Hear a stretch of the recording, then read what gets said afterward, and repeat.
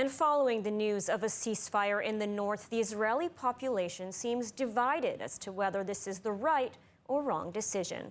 ILTV's Ariella Lachiani is in Tel Aviv with more. On October 8, 2023, Hezbollah began firing rockets into Israel, and now, after nearly 14 months of ongoing fighting between Israel and Hezbollah and over 60,000 residents of northern Israel displaced, a ceasefire has finally come into effect.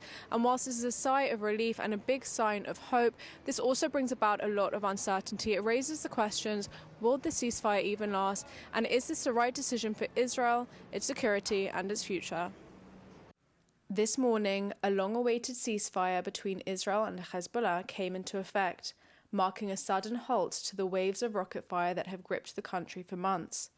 From the northern border to Tel Aviv, people are cautiously emerging from shelters, hopeful but wary of what lies ahead.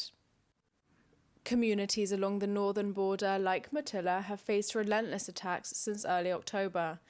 Hezbollah's rockets, more than 16,000 launched, have destroyed homes and displaced over 60,000 Israelis.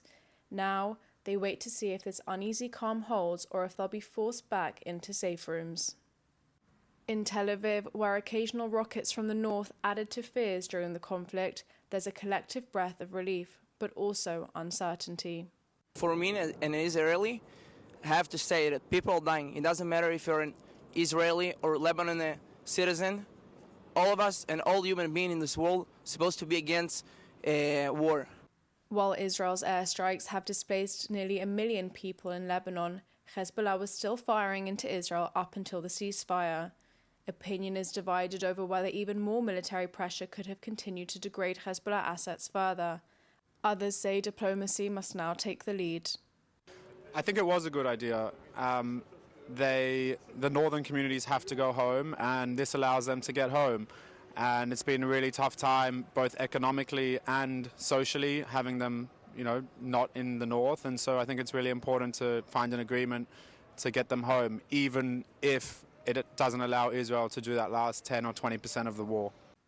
These are days of trial. Will the quiet hold, or just a pause in the action?